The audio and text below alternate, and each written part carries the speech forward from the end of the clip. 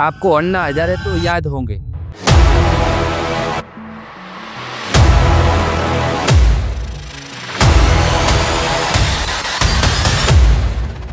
और 2011 का वो महा आंदोलन भी याद होगा, जिसमें सारा देश, बुढ़े बच्चे सबने मिलकर दिल्ली के जंतर मंतर में भूख हड़ताल की थी। उस आंदोलन का एक ही मकसद था कि लोकपाल बिल लाया जाए और एक ऐसी स्वतंत्र एजेंसी बनाई जाए जो नेताओं, अफसरों और सरकारी कर्मचारी में हो रहे भ्रष्टाचार की निष्पक्ष जांच करे। और फिर जनता का आक्रोश देखकर थक हारकर सरकार ने दिसंबर 2013 में पार्लियामेंट में लोकपाल बिल पास कर दिया और जनवरी 2014 में राष्ट्रपति की मुहर लगी। फिर यह कानून लागू हो गया, लेकिन सिर्फ कागज पर ही।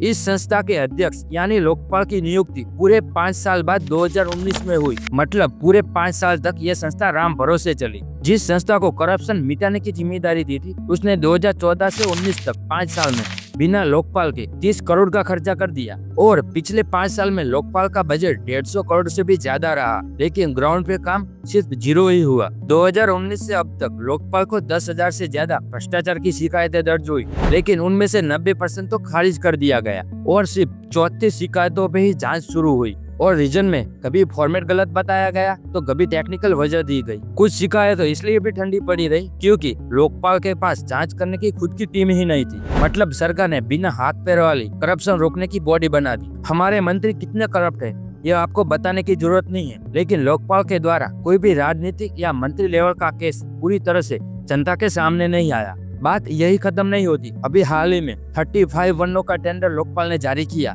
जिसमें 7 मेंबर के लिए 7 BMW 330 Li लग्जरियस कारें मांगी गई और हर कार की कीमत 70 लाख रुपए, यानी कि टोटल 5 करोड़ रुपए।